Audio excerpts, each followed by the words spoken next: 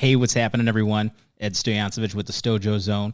And this week, I am with two of my very good friends. And the plus side is there might be two of them, but they share the same name. So this is episode 10, and this is going to be just incredible.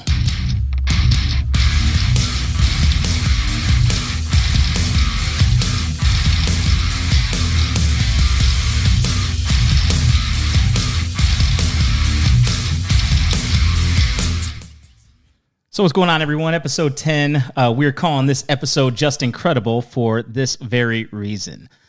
To my immediate right, I'm with this is actually kind of a GC reunion if you think about it. A little bit. To my right is a Mr. Justin Valle. What up, dude? What up, dude? How you doing? Good. Let's get that what up, dude. So we're in front of a live studio audience. What up, dude? What up, dude?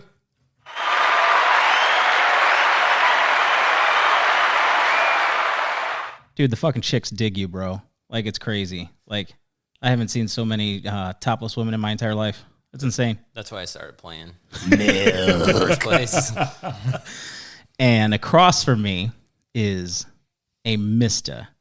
Juice Willis. What's up, motherfucker? He's from the JP Dub. That's right. The JP Dub Universe, the Juice Pro Wrestling Podcast. And Handsome Prick. Handsome Prick. What's up, man? Shit, brother, shit. Can we say shit on here? You can say whatever the hell you want to say. That's fucking right, I will. Keep it juicy. Let's keep it saucy. So, in case you hear any cussing or anything like that, we are watching the Bears game live, and I don't think we have to even elaborate anymore on that. I think everybody knows They stink. They be stank. So, anyway, we're here today. We want to talk, lives? What are you guys doing? What are you guys up to? Some GC life. We were in a past life and in a current life musicians. All right. Juice is singing with, give me a little bit of it. What, you want some vocals right now? Oh, well, you can do that. Oh, I don't know. Okay, but you don't have like to. that. You ain't got to pay me, man. You ain't pay we get professional. Yeah. I'm older now. You got to pay me. You got to pay me for that shit. Right. So, what band? Handsome Prick. Been doing that for, it's going on 10 years now. We actually got a pretty big show coming up in Gary with XPW Wrestling and Elbow Deep. It's going to be streaming next day at streamxpw.com. It's going to be no ring death match. We got Necro Butcher coming in, Masada, Dirty Ron, for those of you that are aware, Mickey Knuckles, some old school death match legends. Death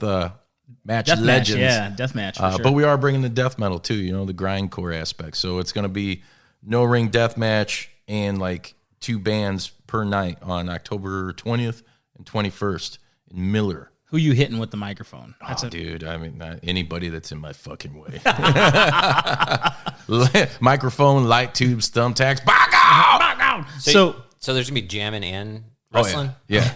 Dope. That's what I said. Yeah. When's the date on this? So October 20th, we have a couple local bands, Manifestations, homies, really cool people, and Hemperor, who's coming back. They're kind of like a doomy, sludgy, noisy type band. And same thing, it's going to be 2 bands in no ring death match, and then Saturday we're going to close it out with our brothers in Elbow Deep, who, they're fucking Jerry and them guys are crazy. Their whole stage setup, they're like grindy shit, but dude, they beat each other with light tubes and cut each other open and like staple guns and shit, and it's going to be wild, dude. So how many people do you think are going to be at something like this? Well, it's a small venue.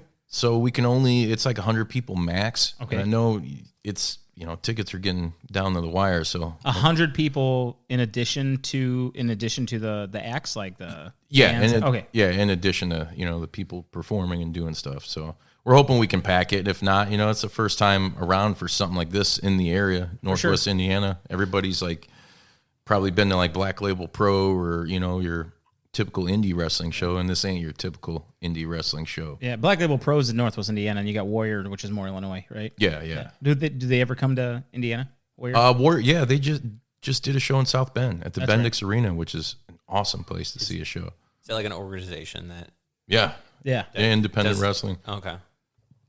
Yeah, they what was the guy's name you had on the podcast? Steve Tortorello. He's the guy that owns it. He was actually the principal at Marian Catholic High School.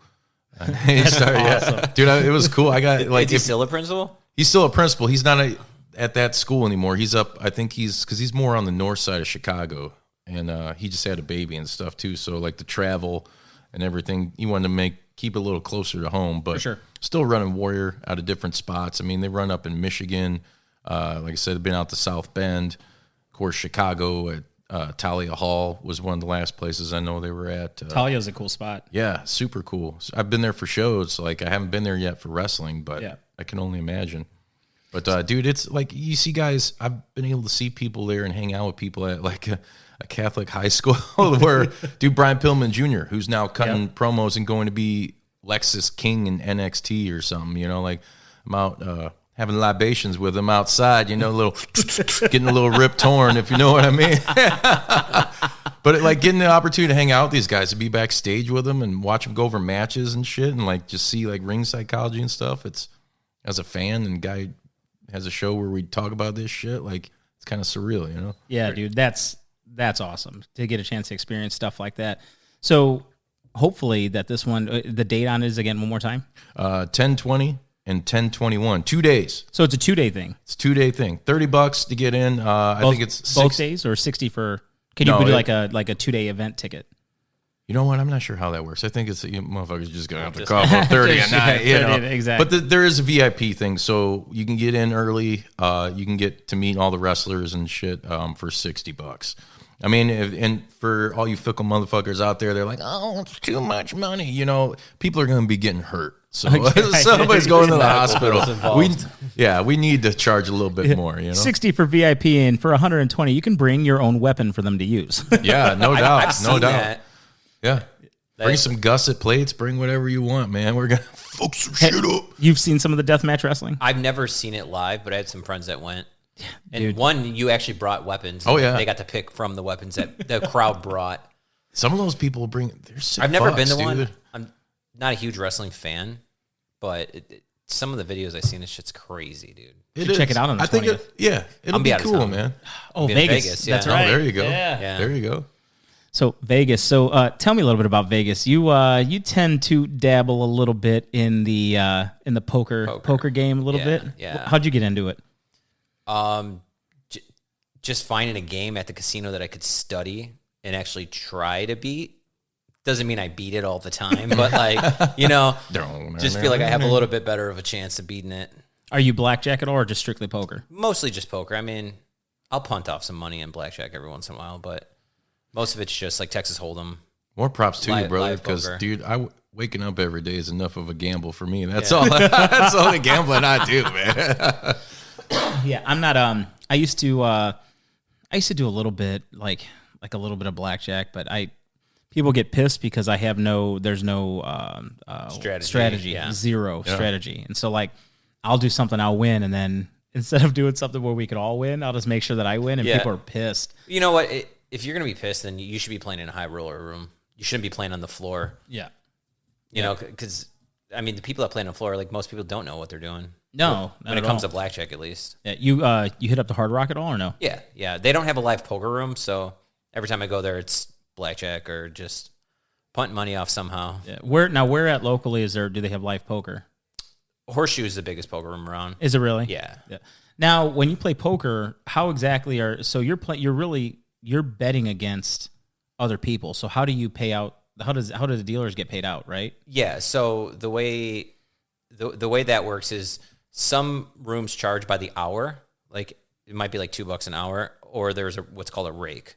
So a percentage of every pot up to a certain amount goes to the house. Okay. You know, Sid pot. And so, can you also tip? Do you tip the dealer? Yeah, you can. You can tip dealers too. Okay. Yeah, right. But I mean, it's a win-win for the casino on live Texas Hold'em because you're paying either way. Yeah, like somebody's paying, right? Like if you win a pot, let's say, I don't know, maybe like $1, or depending on what the rake is at that room, $1, $2 might just automatically just be pulled out of that pot, going to go back to the casino. That's cool. And and you said the Horseshoe's got the biggest one. Yeah, biggest poker room by far. Now, Blue Chip, do they have that? They have a small poker room. Do they? Like really small. But I mean, it's fun. Yeah. Yep. So so now you're a poker guy, but in general, out of all the casinos that are here in Northwest Indiana, do you have a preference? If you just take the poker out of it, like as far as nice casino environment. I think the Hard Rock's pretty sweet, just all the shit hanging around. But like I said, the problem is I go there to play poker. So if I go there just to like hang out with some friends and stuff, like I'm always like, oh, let's just go to the Hard Rock. It's so much easier. It's nicer. It's funner. Yeah, I just saw Campbell Corpse there on the 3rd, and before that, Merciful Fate. And Static X is coming there too. And Seven Dust. Static X and Seven Dust on the 19th, right? You're not going. No, I think I might go because I'm leaving on the 20th. Okay, if you go, I'm for sure going. All right, well, I'm gonna need a ride to the airport afterwards. He's like, I forgot, I got something to do. He button hooked me. You fucking bullshitting me now, man. Come on. But yeah, put me in the mosh pit, pass me around. Crank it up, fuckers. Dude, yeah. So that's so the word on the street with Seven Dust is. Didn't they just drop a new album? They just dropped a new album. This might be the last. Really? Yeah. I mean, dude, they've been a band for 30 years. Yeah, a long fucking time. I mean, maybe it's time to explore other avenues, Well, they've all kind of done that. You've what is it? Clint's doing his own thing.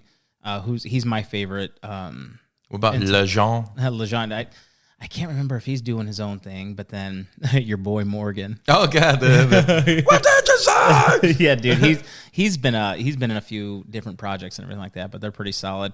Have you seen Static X since they've gotten a new singer? I did. I seen them Zero? When they came to Chicago Recently. I've watched a lot of the videos on YouTube, and I'm not a big fan of that stuff. I mean, I liked like a couple songs back in the day because you keep Disco Evil, right? And their bass player was did like, ooh, the death metal shit. But they sound good, man. They had a whole like show based around like the old singer. I don't know if you've seen it. Like it's like he's like comes back as like a machine. Yeah. And the new guy that's singing, he's got this big like crazy like helmet with the hair and everything. And there's like wires. Yeah. Like, his name's Zero. He's all like robotic. It's kind of cool because you get that like aesthetic or feeling of it is Wayne Static like brought back to life. That's like how they try to make it feel, like this is Wayne. And it's the singer from Dope, I think. Dope, yeah, it is, for sure. Yeah, that's what I've heard. And that's why now, like Makes when he first started doing it, people Dope. saw like the same tattoos. So now if you look at him though, like they've covered it all up. His neck, you can't see any part of his actual body, But it's him. And I mean, he sounds good doing this shit. It's, another sweat of the bud. You know what I'm talking about? 6 months ago, it was in Chicago, and they played with Dope. So, House of Blues, right? Yep. Yeah. So that makes perfect There you sense. go. Yeah, I wanted to go to that show and I didn't. I don't know why I didn't. Where's that button hat? Yeah, I know. But I wanted to go to that show big time, and I just missed out on it. But I have seen them live, and it's crazy to see just how much that it resembled. Like Static X was never. You're not going there. They're not a musician's band. You're not going there to see them rip. You're not going there to see them shred or anything like that. A lot of their stuff, especially like when I first started playing guitar, I mean 3, 4, 5 chords tops. Yeah. and a Static X song, groove, and then you thought you were the baddest shit on planet. Yeah. I know this song, or I learned this System of a Down song, or a lot of those 3 chord stuff, and it was awesome. But it is crazy to see just how well they pull it off. And just how well, even the vocals sound very Wayne Static-ish. Yeah, and they just released, what was it, that last album they did? I think it was like his last batch of works, like vocally, like Wayne Static. And they were doing something, like you said, I've watched so many videos, I don't know why, because I'm not a huge fan of them. It's just, maybe it's nostalgia, because they're 20-something years old now, and it's making me feel old. It's like, damn, that, the whole music is time travel thing. It takes you back to a point in your life. So I'm watching all these videos, but they were like incorporating, like you said, like Wayne into the show, and it's weird, dude. It's surreal, but it works. You know, I think it's something like that, and with what they're doing with, that Zero dude, the singer, it's better than a fucking hologram. Yeah. Gore kind of did the same thing. Yeah, they kind of took on the same feel almost. Was it the singer who passed away from Gore? Yeah. Odious Rungus. Yeah. Now, have you guys seen Gore live? Yeah. Oh yeah, a bunch of times. Awesome. I've actually had on my show on the JP Dub. Actually, no, it was Juice Pro Wrestling. We had God, what's his name? I'm really bad because I'm not a huge Guar person. I mean, I even told him that, but he was one of the guys that started the band with Odorous, Techno Destructo. Was it Odorous Arungus? Yeah. That's the one that died. Yeah. The crazy thing about Guar is that a band that I pop in and listen to and throw it up on Spotify or whatever? No, not at all. But if they're in town, you're going to go see them because I mean, dude, that is theatrics like you wouldn't believe, man. It's a lot of the shit's gross, but it's so like it's funny. So if you haven't seen Guar, YouTube some of the Guar performances, and it's just like, oh my gosh, it's a little crazy. I think I saw them for the first time years ago at the World Music or the Tweeter Center, whatever it is. It was Sounds of the Underground and Lamb of God played that. Yeah, oh my God. Yeah. Were you there? Yeah, oh yeah. That was an amazing show. That was an all day. The thing about that show is they had the different stages. You literally did not have any time for a break because you were just bouncing from stage to stage because it was such a good show. Yeah, it was, dude. Lamb of God live is awesome. They're one of my favorite bands live. They're intense. You don't like them though, do you? Not a big fan. Yeah. What don't you like? What are you into? I'm a musical snob, dude. I mean, but I'm not one of those guys where it's like just because it's something I don't like, I don't think people shouldn't listen to it. Yeah. There's something for everybody. I'm not a complete dick, but you still listen to Britney Spears in the shower. Rick Astley, I do. Oh yeah, no doubt about that. Britney Spears, not so much. I'm more of a New Kids fan. New Kids on the block. Yeah. Are you hanging tough in the shower? Sometimes. a little short, inverted on those cold days. Starting to get really cold up here. Right. But that Sounds of the Underground show was awesome. I actually went earlier this year to Sick New World out in Las Vegas. In Vegas. Didn't you see Geisha out there? We tried. Yeah. So there was 80,000 plus people there. And that was like what? Like mainly like a new metal has like this revival coming up, and I'm not sure if I like it or hate it. I dig it. I don't know. It's just weird, man. Like Korn's one of those bands that like early on, I liked them, but dude, when they fell off so fucking hard. And to me, we're making like the most garbage albums. Like it's one of those bands where it's like, just break up, guys, and do your own thing. Yeah, they started making songs with Skrillex, and then that's kind of where I was like, it's like, come on, dude. Like realistically, after Follow the Leader, and there was. I mean, I liked Issues. Issues was good. Issues was cool. But then, Untouchables, all that other shit. It was like, oh, man. I remember a very, very good friend of mine let me borrow a CD. It was Issues. And for some reason, he never got it back. Oh, wait a minute. I was still looking for that motherfucker. Dude, I listened the shit out of that album. It was good from start to finish. Yeah. It was a pretty good album. But it was dark. It was a little trippy for them, like. That was I think that was their last, like... Holy shit! Like that was their peak. For sure. What Issues? Issues, yeah. I would say so. Because then everything, dude. How embarrassing is it that you put out an album that's so poorly received that you have to literally like John Davis got pissed and was like, "All right, we're re-recording, we're doing a new album within the same year and putting it out." What album was that? So it was Untouchables, and everybody was like, "Man, this." Fucking garbage. Was that the album with Here to Stay on it? Yeah. I'm here to stay. If you think about it, when that album came out, I feel like everything, Korn took a different direction where every single song had that boom, boom, boom, boom. Like, I mean, okay, but then when every song kind of has that same vibe. Yeah, and it got like, I don't know if poppy is the right word to use on that album. But like I said, for them, it was like a really poorly received album. And they were getting a lot of like hate. And they went, John Davis got pissed. I read some article in Revolvers, whatever was around back then, saying how pissed he got. And like, dude, even Chino from the Deftones was ripping on him. Like, come on, guys, what the fuck are you doing? And they literally, that's when they did that Take a Look in the Mirror, which is an album that's meant to sound like, Life is Peachy in the first album. Yeah. But even still, you could tell it's like, all right, now you're trying to do that. Like those first two albums from them were so like authentic and raw feeling that when, years later you're trying to go back and recapture it. Like for me personally, I can't get on board with that shit because it just feels fake, It was like with some of the other stuff, Follow the Leader and, even the beginning, the first albums and stuff like that, that one came across as it was definitely forced and it didn't come natural. The other stuff is like, oh man, you could totally feel like, oh, these guys were just riffing in a basement and came up with that, and just put something together, I don't think they were a band with their sound and style. They weren't a band that was meant for longevity. You know, like how could you evolve that and have it still feel the way that it did when you first found those guys? Because, dude, they were around since 94. I think a lot of people, that's lost on a lot of people because they were in the thick. They dropped that first album in the thick of like alternative and grunge. And it sounded nothing like that shit, like nothing like anything, Yep. They, I think that's kind of the whole, that whole nu metal thing, why it probably feels weird for you is I felt like nu metal was a phase. None of those bands were meant for longevity. Right. I mean, Limp and there were Bizkit, so many of them, dude, so many. I mean, Limp Bizkit, Ultra Spank, yeah.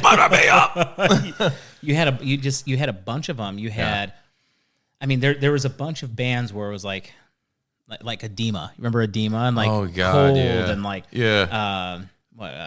Crazy Town and Trust Company. You you had a lot of those bands where it was just like, okay. This is all the same regurgitated stuff, probably with just, each one a little bit less talented singer, or less talented guitar player, or whatever, So, what were some of the bands you were into? Like, as far as that, were you ever into that nu metal phase, or? I mean, a little bit, just because it was around, but I just like guitar-driven bands. So, if I could bounce my head to it, like if I could hum the riffs, like I'm about it, right? And I didn't find that like a whole lot with Korn, Yeah. What were some of the bands that you got into? Because obviously you're a guitar player. You played in Out for Blood. What were some of those bands that you got into, and were any of those bands that those influenced you when you played in Out for Blood? Dude, Metallica. I mean, like Out for Blood was all drop D. Like that was it. Like we didn't get into the crazy tunings and just chuggy. You were just drop D tuning. Just that was drop it? D tuning, and not like C. Nope. Nope. Just everything was drop D. Wow, I didn't know that. The whole thing. You guys are pretty fucking heavy for just drop D. Yeah, we kind of like prided ourselves on like, hey, we're just drop D. But a lot of that had to do with we just didn't want to like down tune. We're like, yeah, we're drop D. Yeah. We did. So when we played, we were in C, and then the lowest we did was B. Yeah. And we only had a couple songs in B. And it was those songs that we did in B were more comfortable with Dave, our singer. But then the funny thing is we used to write songs and tell him it was in B, but it was actually in C. Yeah. And he'd be like, "Oh man, that sounds really good." And then once we would like tell him, I'd be like, "Oh, well, I just think it'd feel a little bit better." I'm like, "Dude, you're killing it." And so, so yeah, we always tried to hold on to that, like how much is like a little bit of 80s like hair vibe, Oh, totally. Like, but dude, you guys brought it though, man. Our lead guitar player, Pete, he was awesome, but he didn't really want to play in C and stuff like that. So we just kind of like just did our thing and just played in drop D, and it kind of helped us stand out a little bit, Yeah. So two guitars that I always thought. So Montez in Decrypt didn't he have a dime? Yeah, he had the. So he had the dime, which was it was perfect. Like for you guys, it was perfect. Then with Pete, I always look at other people's gear. Like I'm a gearhead. So I was like, oh, this is awesome. Pete had literally one of the coolest guitars I've ever seen in my entire life. It was an ESP Viper in black and white camouflage. Yeah. Nice. Yeah, we got. Okay. I'm trying to think of who we got that. Well, you know why he's playing that ESP, don't you? Why? You just Metallica. Yeah, my bed. I mean, we wanted guitars that. Oh, dude, look. Yeah, we wanted guitars that stood out and stuff. FY, the Bears just threw a pick, and we just all shook. They're distracting us with their bittersweet fucking mediocrity. We're mired in mediocrity. Yeah, they're terrible. I used to see that, and I'm just like, if that dude ever gets rid of that guitar, I have to be the one to buy it. He sold it. Oh yeah, dude. Like there's no way he sold that guitar. I don't know where it's at or who has it. We bought that guitar used from somebody, like a pretty like popular Indiana band. I forgot whose. I cannot believe he sold that guitar. It gone. You best believe it. I'm trying to think of who originally had that guitar. I don't know if it was like, remember his Carriot? Oh yeah, that's Carriot. We played with them in Decrypt back in the day. I think maybe one of their guitar players, it was like one of their guitars. I could be wrong, or somebody that they knew that was somebody that played with us all the time. He didn't have a lot of money, so we kind of just all pitched in and got this like guitar for him. Before that, he was playing a Fender Strat, which was mine, American-made Strat, and he was he really shredding on it. Yeah. Oh yeah. Single coil or humbucker? Single or humbucker. It was a humbucker. Okay. Yeah. At least it was a humbucker. I mean, it wasn't ideal, but we just used what we had, right? Yeah. So, Juice, you got a Strat. Yours is a dude. It's a fucking nightmare. It's a Frankenstein thing. It's like a 75 body, and then like some kind of right-handed Japanese neck, and it's like the maple fretboard and stuff. It's cool. It's like this dude made it, and he brought it in the GC. Like, I thought it was a left-handed. Is it? It's a left-handed body with a right-handed neck. Right-handed neck. That's right. So it's got like a Hendrix vibe or whatever. You know, unfortunately, I fucking play left-handed. It sucks. There's not too much out there for me. But yeah, I remember the dude bringing it in. I was like, it had been weathered a little bit, beaten the fuck up. But dude, it was like those are the best. Yeah, it was a mid-70s Strat. So I was all like about it. I think I got it for like $100. I got a little ball, but you know how it is. Yeah. Guitar Center offers them 75, and you're like, I'll give you 100. Yeah, right. Well, that's how the SG that I picked up. Like after it was all said and done, I think we put like $200 in the guitar, $225 so with tax. Well, dude, I still got that Omen 6, that left-handed Schecter. Yeah. I think I bought it off of you, and the guy had bought it, and then it was like past like the 30 days or whatever it was. So, you know, instead of just return it, he had to like try to sell it to us. So you're like, dude, I just fucking got this for nothing. And they're like, those Omen 6s were like I think they were like $400 for sure. Yep. I got that for like 100. Did you put pickups in it too? No, it's still got the same pickups, and it's in a C sharp. Yeah, with like the fattest fucking strings ever, dude. You got bass strings on there, dude. Yeah. So dude, back in the day, so you're a Schecter dude. You got the Triple X, which was a Schecter. Yep. I had the Triple X Schecter. That was a guitar that I let get away. Then I'm just like why'd I do it? Like I like the thin neck. You know? For sure. Yeah. That's what I don't like about Fenders, like Strats, is like feels like a baseball bat, right? Like some of those Fender Strats can have a baseball. Same thing with the Gibsons, dude, like Les Pauls and stuff. Yeah, they're heavy too. Yeah. Oh yeah. That's how I like. I just got a left-handed white SG. It's a Epiphone, but still pretty badass. How's the neck?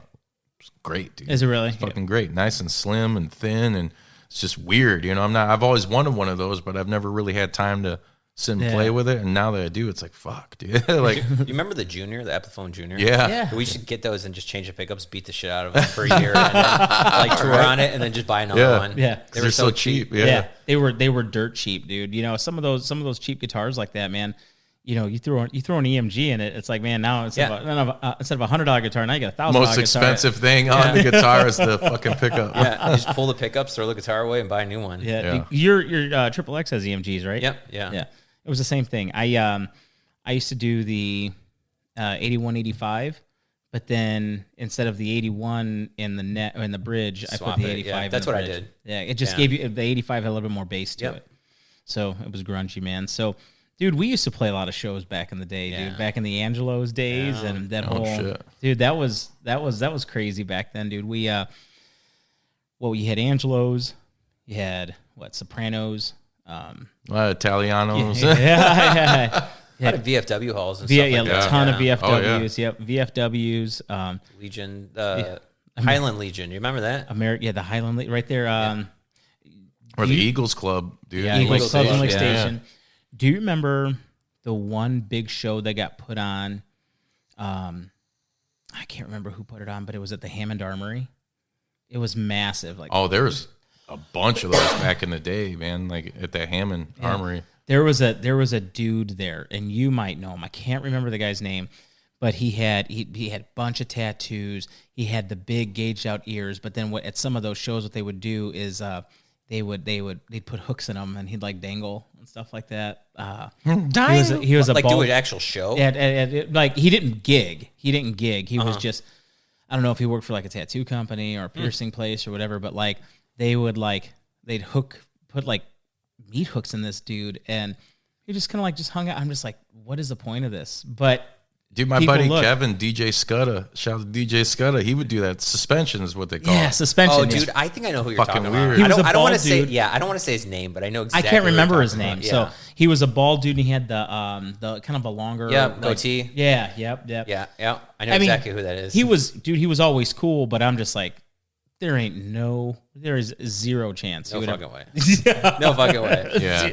Zero. Some people fucking get boners doing that shit. It's like me personally, I fucking Dude, the pass out. I don't even like needles or anything. Like that's fucking. The Hammond Armory.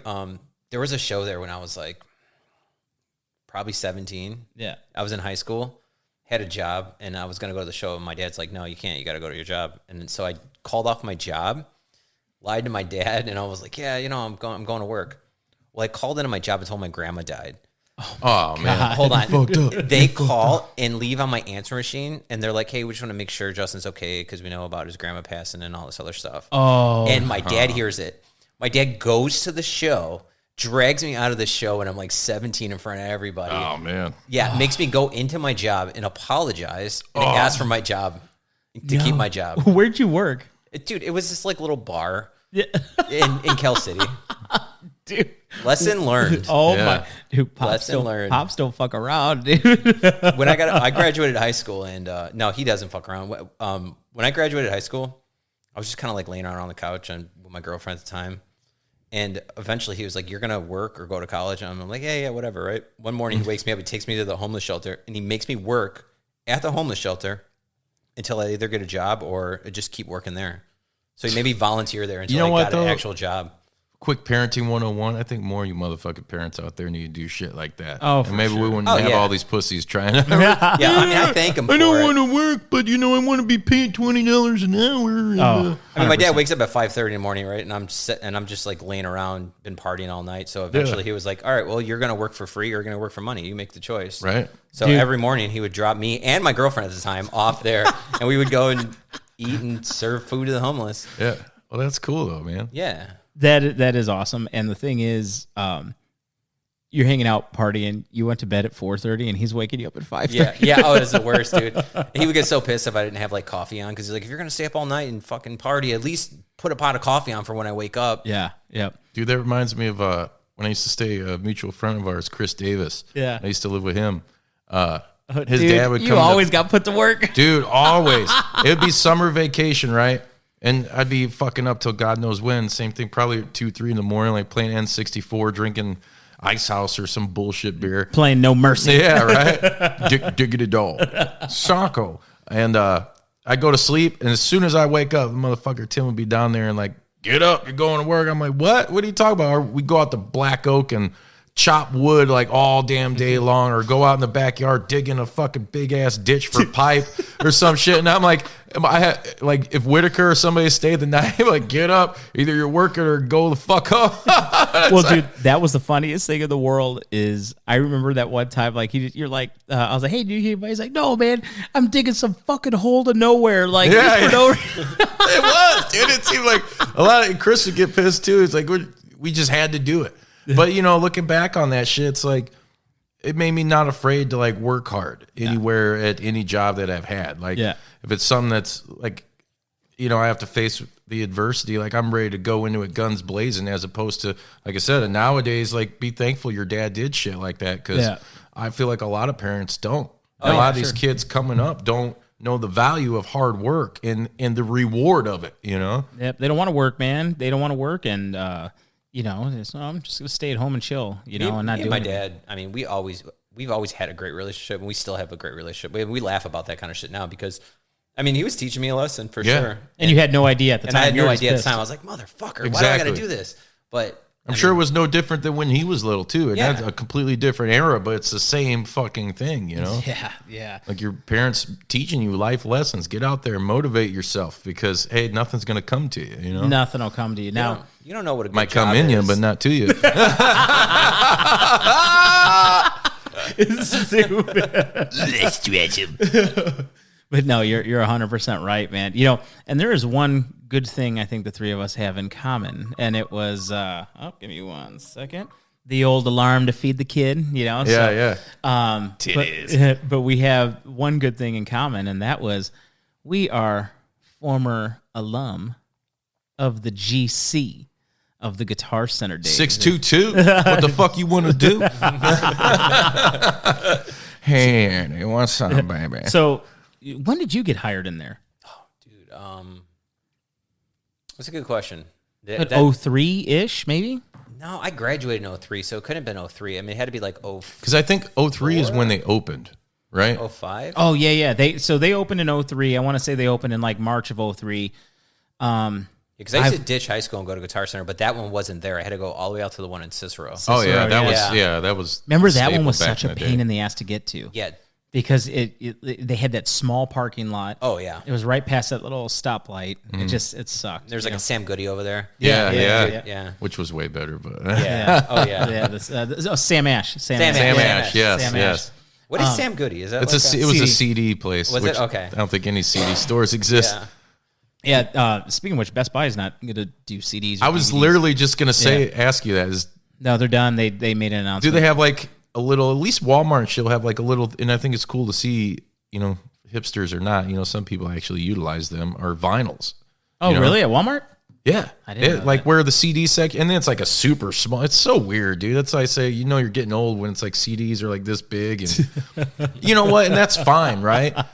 Back in my day. Well, dude, I like owning my own music and shit, and even I buy music. Dude, like say a band puts out an album, I'll buy a digital, I'll buy the vinyl, I'll buy the CD, support them any way I can. And even in buying the digital, which kind of sucks because if something ever goes out, you don't own that anymore and you just they got your money. I like having, with video games, I'm very adamant about getting physical copies of things because I don't want to live that life they're trying to make you live where everything's in the cloud. Yeah. To me, you don't necessarily own it then, like. I feel like it's just it's borrowed. It's borrowed. It's like renting. So anyway, it's borrowed. But yeah, they're not doing CDs or DVDs anymore. But yeah, that's what Sam Goody was. But Sam Ash, my Triple X, my amp is I got that through Sam Ash. That was the first you betrayed guitars. It was like the first quote unquote like big boy purchase like I made. Like I remember getting that and I got the entire stack or the half stack. I want to say it was like $1,400, give or take, and back in the day, that was a lot of money. I mean, it's a lot of money now, but still, like, holy crap! But I had a crate. I think it was like a GFX 200. They're always trying to push those crates, man. They were so bad. It was so bad. Like, I think the only good thing that crate ever put out was the blue voodoo and the red voodoo. I had the blue voodoo. Yeah, like that was when that Sammy Hagar's shit. Yeah. That was the only tequila. That was the only good thing that they put out. So we used to work at GC. You had to. So they opened up. I worked at Best Buy, and I saw the first two people I ever met was Dave Perry. Oh yeah. And John Searing. Yeah. And they were at Best Buy just checking out on something, and I'm like, they had their name badges, and I'm like, Guitar Center. I was like, where's the Guitar Center at? Like, oh, they're putting one right over here. I'm like, are you guys hiring? They're like, yeah. I'm like, oh my God. I filled it out. I can't remember. What was the name of our first boss? Adrian? It wasn't Adrian. It was before. Oh, Jay. Jay. Oh yeah, Jay. I was like one of his last hires before he got transferred. That dude was super cool. It was the coolest dude. Yeah. So I got hired in, and dude, you got hired in maybe a month? A month after. Yeah. And then. Because I remember being pissed. Like, dude, like people gotta understand that. Like when that came around here, dude, that was a big fucking deal. Like Huge. there were so many, and think you still had the Star Plaza that was around. So you had all these big acts, coming through. All we had realistically around here were either pawn shops or Rubino's. Yeah. And, you go to Rubino's, get ripped the fuck off all the time.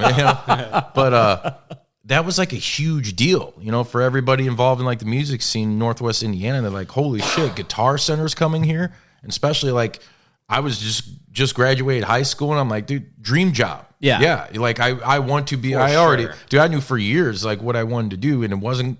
I tried college, and I was like, yeah, I did a semester. I was like, fuck that. I want to go, I'll suffer on the road, whatever I got to do. I just want to play music. And then to be able to like work there, and you felt like the sense of pride, which it was washed away by the time my tenure ended there, dude. It was completely fucking gone, because the just the abuse and lies, but so Guitar Center, it was still a corporate place, but some of the best people I ever met. Yeah, came. It was from all that place. musicians working there. It was like even the guys running the GMs and stuff were like musicians, so they were cool. Oh, dude, Chad. John was in like a famous like punk band, right?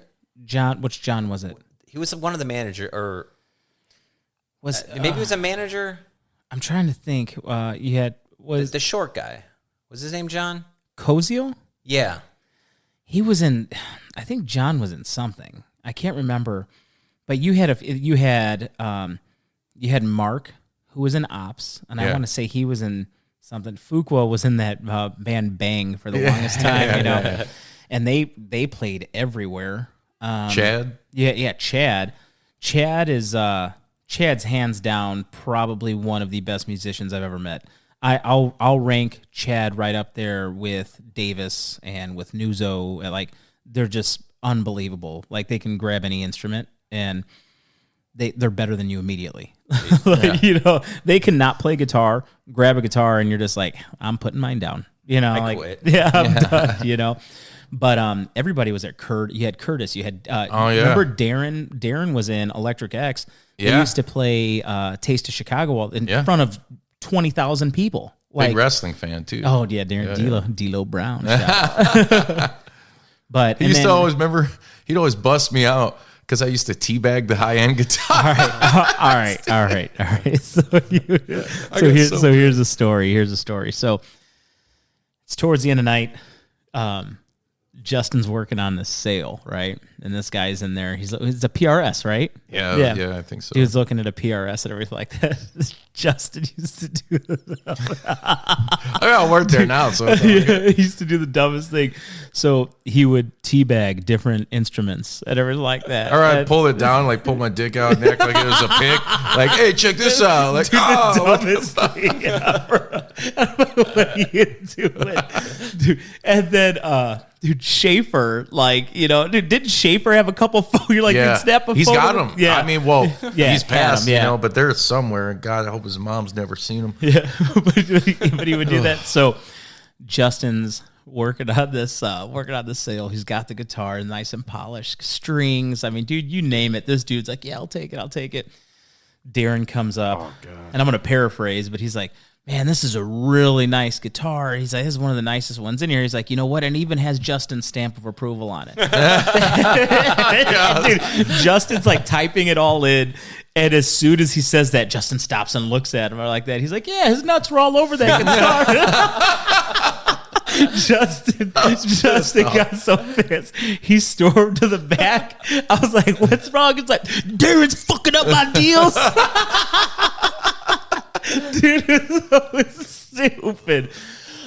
Now, I will say though, like, that job was fun, and I feel like people did take it, as fun as it was, people did take it seriously at first, because it's like, you know, like, man, I want to make a career out of this or whatever. You know, I want to make some money off this. You wanted to be Todd, which I think was the guy at the time. When he liked the area rep or something. Todd would walk in like a Tyrannosaurus Rex, douchebag. Man. He walked in, he had these little short arms, and his ass like started like by his neck. So if you ever went out to lunch for Todd, you just reach over his shoulder and grab his wallet, you know. So, but we used to go get sushi all the time down the street. You remember that at House of Kobe? No, there was like a all you can eat Chinese food place over there, and they had like a little sushi bar in the middle. So I didn't get into sushi. That was the first time I had sushi, actually. Working at Guitar Center? Yeah. It was Greg Pizzacny is the one. Greg. Was it really? Yeah. Greg said, hey, dude. He's out in Italy. Italy now, dude. Yeah. Shout out to Greg Pie, man. He was a great dude. Is. Greg's a great dude. So he hit me up. He's like, hey, dude, we're going to go out to lunch today. He's like, I'm buying, but you got to try what he was all about sushi, dude. It was like a fancy food, you know. So. Dude, we went to House of Kobe, and I had eel. And I'm like, dude, I don't know if I want eel. He's like, well, this will kind of ease you into it and everything like that. I'm like, ease me into it with eel? I'd rather have the fish, you know? It's like, so I had unagi. I think it was like unagi maki or something like that. And I tried it. And I'm like, this is going to suck.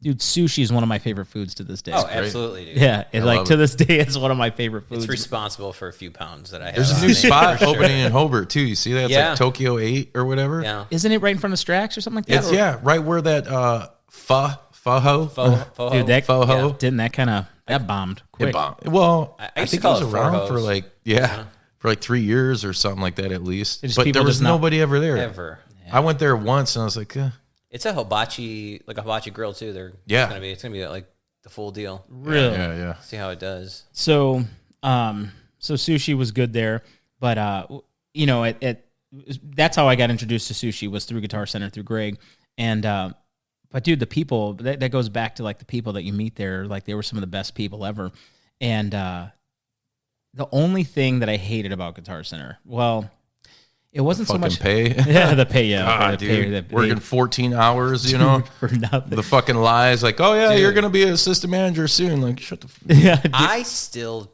don't understand the commission structure. Dude, Like, I just don't get it. It I'm had just to have like, been- it I'll had to just have been work illegal. and hopefully I get money. Yeah. Well, and we were such a small store. Like when I was there, it was still the team based. So if a motherfucker didn't pull his weight, you know, and didn't sell shit, but the other three of you in your department did, they still got a commission. I which was forgot fucked about up. the Remember team that? base, dude. And I left in like, I think April or September, July of 2004, I think it was.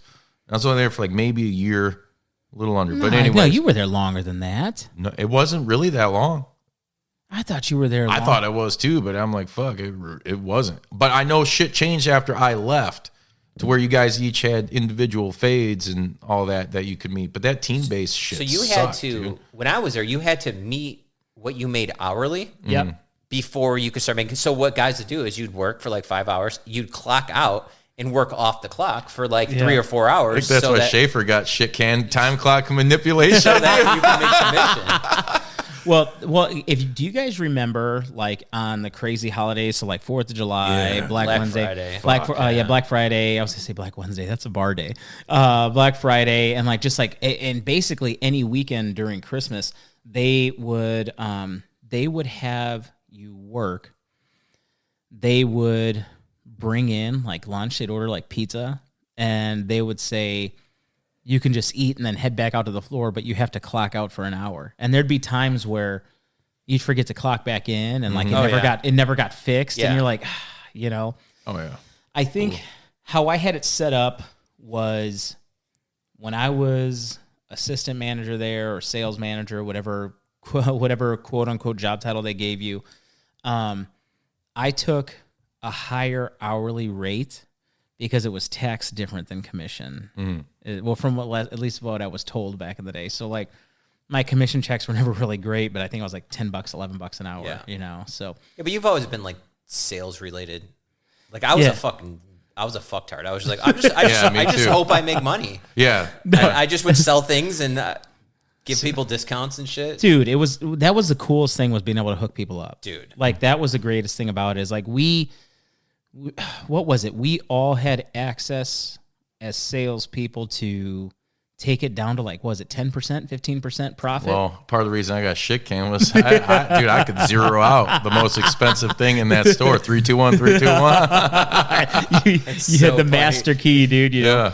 But it was you can take it down to like 10 or 15% profit. We used to walk around, dude, remember, with like pockets full of cash and like little deal booklets. The craziest Like little thing. pieces of paper. Like That it was nuts. archaic, wasn't it? Yeah. Like it was archaic. Do you remember the cash? Yeah.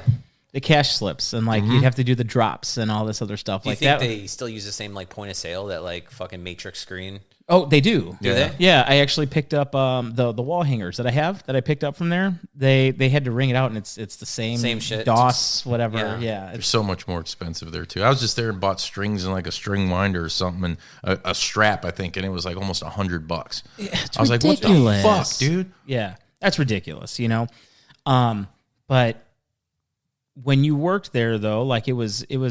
Dude. I feel like you always wanted to have a good time. You always we had a good time working there because our friends worked there, and if we didn't know somebody, like we all. I mean, well, dude, Everybody got along for the most part, dude. You didn't get too long to know the pro audio guys because they were getting shit canned left and right because, you know, end up being Adrian was scamming them and like putting everything on them. But Adrian was taking shit and then blaming the Mexican pro audio guys. It was terrible. Yeah, and it nobody knew that. You're just like, No. man, like this dude hires hires some shitheads, and then you realize you're like, wow, like it was him the whole time, and he was like building a $50,000 studio or whatever the hell. framing all these Hispanic dudes. You're like, what the hell, dude? Like, you know, is he a closet racist or what, right. man? Holy shit, man. You know, but it was cool, the people you met there. But it was also a revolving door. I mean, Oh yeah, dude, and we had a lot of our friends from like school and shit work there, dude. Like Craig was fucking a door guy there. Remember my that? God. Tiff even worked there. My oldest boy's mother, you know. So you had Tiff, you had Craig, Mike Fay. you had Mike Fay, you had Denise Schaefer. worked there. Denise fucking dude. I was so Denise worked there because. Okay, Denise would come and she'd visit me at the office or at the office. At office. Yeah, at the guitar office at Guitar Center. And do you remember Andrea Baginski? Yeah. She BTV. worked there. Yeah. For those who know, you know. We worked there, and Andrea, we were sitting there talking or something like that, and I think it was someone came along and I'm like, yeah, I couldn't work with like my girlfriend or wife, fiance, anything like that. Andrea hired her on the fucking spot. And I'm just like, what a fucking, like, what a complete asshole. You know? So she hired her. I think Denise was working, she's working at a supermarket, and then she was working at Guitar Center. And she was there maybe a month because she, obviously with the kids and everything like that, like, what we couldn't work the same schedule. You know what I'm saying? And she didn't think that through. So she hired Denise I feel just to piss me off, and it kind of backfired on her, you know. But you had that's right. You had Forgot about the door guys. Yeah, the door guys. What was that one dude? I started off as a door guy. You did. That's right. Fuck, what was Because I interviewed though for guitars or whatever, I think, and then Jay was gonna hire me. 'Cause I was trying to think where the fuck I was at the time. I might have been at like a grocery store or like a thrifty doing like carporter shit. Did you work at Strax? Yeah, I did. That's what I thought. I think you I came was from there at Strax the time, to Guitar Center. because they were gonna demote me to. I left it like a drop. They thought I stole a drop. Yeah. I'm like, no, and dude, I was just so busy. I put it in the bag, but I left it at the register. Yeah, and they ended up finding it, but they're like, well, if you want to continue to work here, you got to be a bag boy. And I was like, okay. And then I just never fucking showed up. I think there's probably still a check from 15, 20 years ago sitting somewhere. And then luckily, like GC got a hold of me. He was like, well, we don't have a guitar or anything, but we need a door guy. And I was like, I just wanted to get in, you know? Yeah. Who was the door guy you were talking about? he used to wear like girl pants and shit. What's that dude? Joe Bickham. Joe Bickham, chicks dig him. Dude, Joe Bickham, chicks dig him. I mean, I was with the girl pants and shit back then too. So like, you know, I had like the tight jeans and shit. So I'm not talking shit. But Dude, he's still around, right? I think so. Joe Bickham was awesome, dude. Yeah, like yeah, he was an super cool, awesome dude. He was super cool. Yeah, he was a good dude. I liked him a lot, man. Those are some of those cats that I still wish that I still talk to. I still talk to a nice amount of them, but man, there was a few. I think Bickham was there. Like there was a nice group of them that were all there like less than a year, 18 months, you know, because I worked there twice. I worked there. Yeah, you did. And then I left because I did that Battle for Ozfest thing, and Adrian like wasn't having it that I was going to. Oh be yeah, gone. they weren't going to give you the time off. I think I remember that. Yeah, and then I ended up coming back because Adrian needed somebody else. He needed another Mexican to fucking pin it. I see what you did there. So I ended up coming back, and I mean, it was awesome. And then were you there? So you left because I was the first time I was there a little bit longer than you, right? Or no, were you there and I left? I can't remember. I think I was there and you left and then came back when I was still there, maybe. It's fuzzy. It's weird. And the whole way I got shit canned was fucking stupid. So check this out. I'll make it short and sweet. Like I said, the 3-2-1, 3-2-1. That was Adrian's code. That motherfucker just straight showed it to me one day. He would flaunt that off to people like, and somebody like, Eddie, check this out. You see a fucking $5,000 guitar up there? Delete. Now it costs nothing. Yeah. You know? So I had to go in. This was like right when I joined up with Decrypt. So I was going to practice and I needed some fucking mic cables. And I went in there and I think I bought two like fucking, I don't know, 15, 20 foot mic cables. And I'm like asking people, like, hey, can you ring me up? I got to go. Well, instead of $75, they're like 10. Yeah, You know? whatever the Like, cost yeah, was, right? yeah. Like, so I did, and no one would fucking, I think it was Dave Perry or somebody.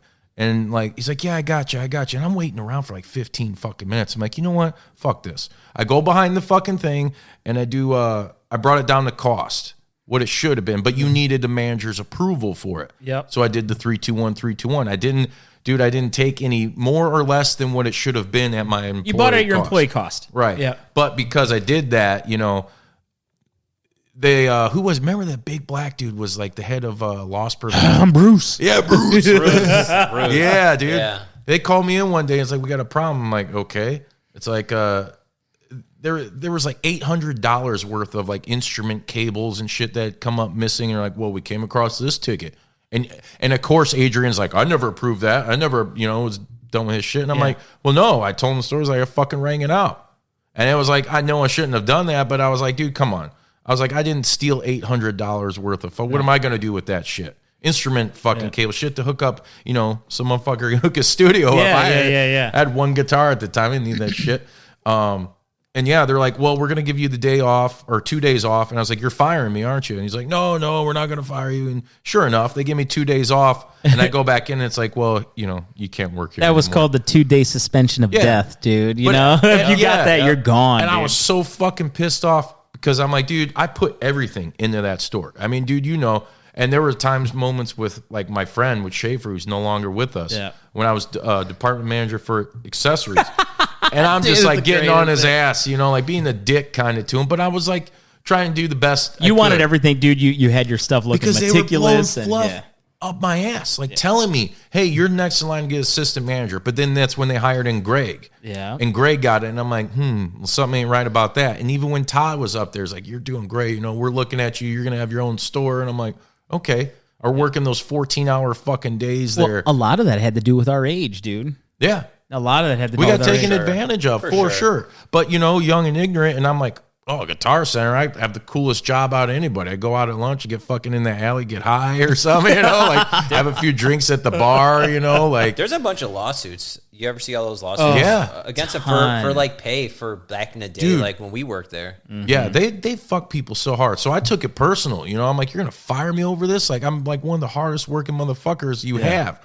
And sure enough, they did. And I think I tried to go back when you were already back, and they're like, well, they wouldn't bring you in. Yeah, you were blackballed from there. But it's funny though, because after all that shit and they fired me for that, then to find out that Adrian gets escorted out. Stealing everything. It was him, dude. Dude, he was escorted out like it was. Did he go to jail?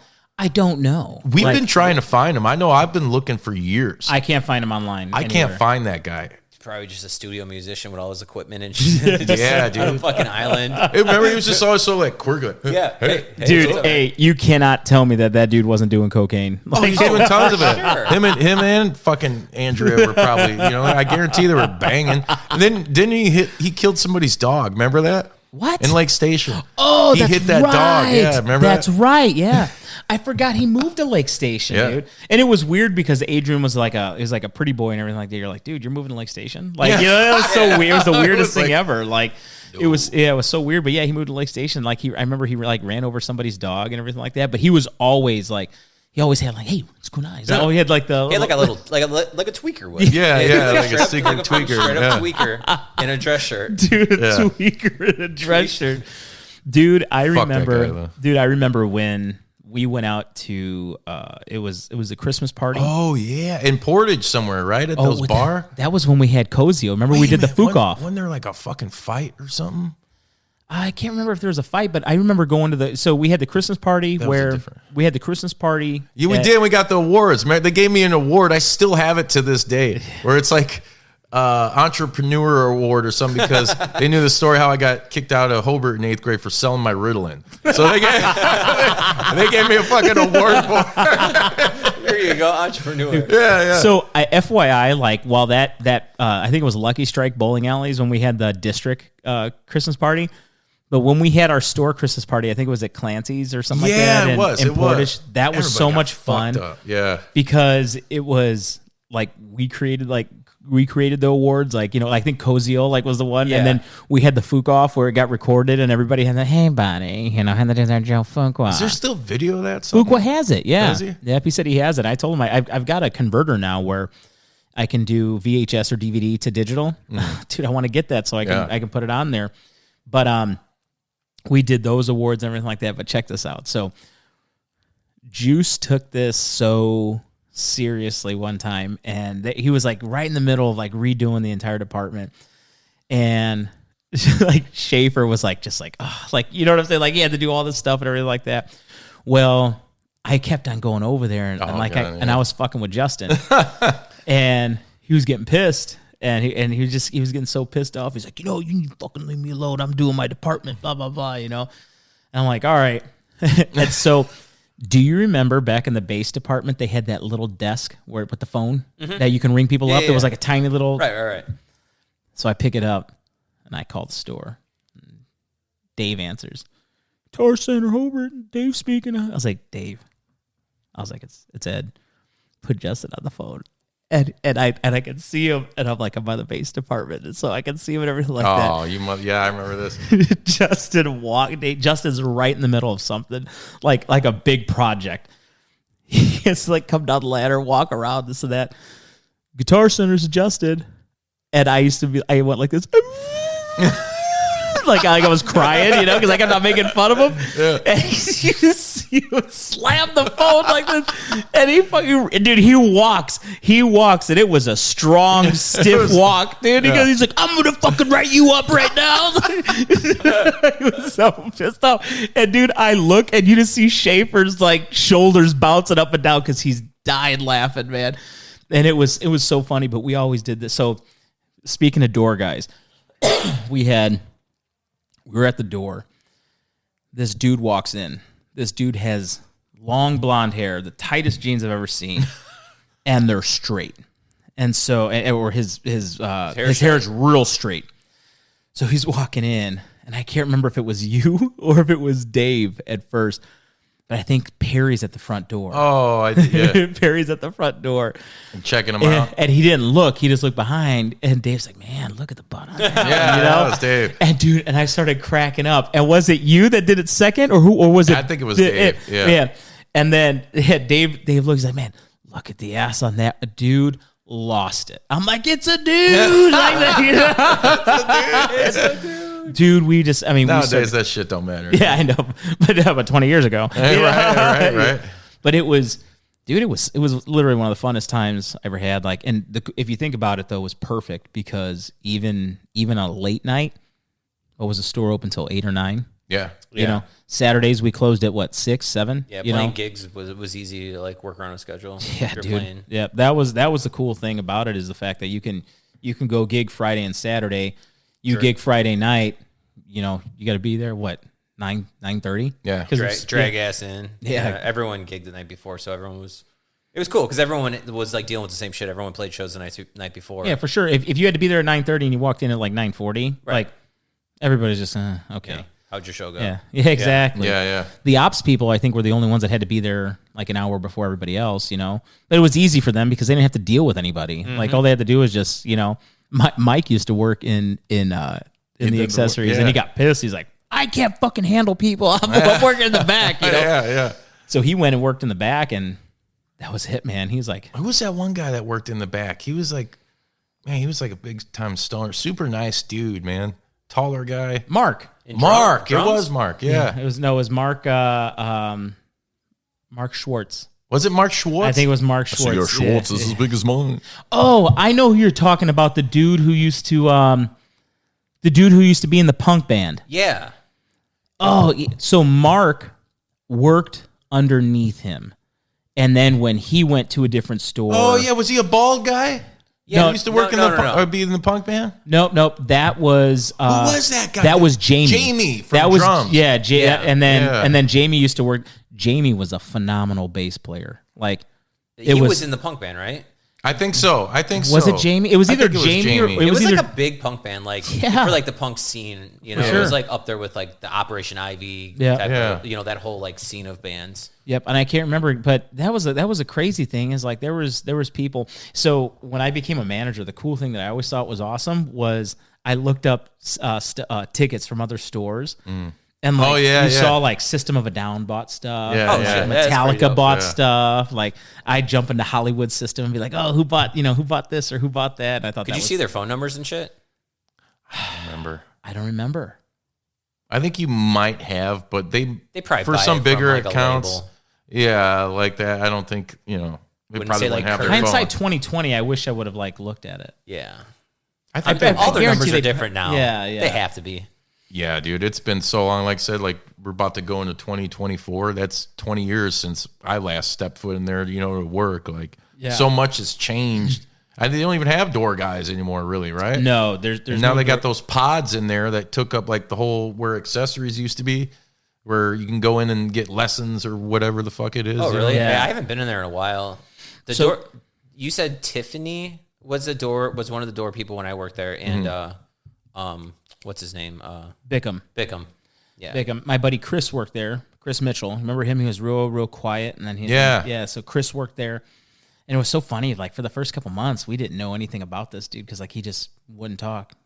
Like, nothing. And then all of a sudden, it's like we started talking, and then, like he was in the Seven Dust, and he was in Alter Bridge, some of those bands, and then we started chatting, and I was just like, oh, now he's, like, this dude talks. Like, whoa, it just took a while, But, I miss some of that stuff. But, so, Lucky Strike.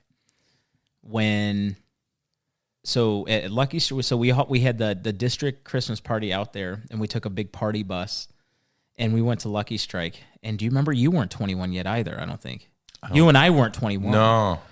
Remember? Because they marked, if we weren't 21, they marked our hands black. Or they put like a stamp on them. But then we wiped them off. Yeah. I'm like, are you kidding? Like, this is backwards. Yeah, it's the dumbest thing ever. So they ended up doing that. We wiped it off. We ended up drinking. We ended up hanging out. Dave Perry got hammered. And he went outside and he pissed on the side of the building, and and because the sidewalk was angled a little bit, it started like the piss started like angling towards the street and everything like that.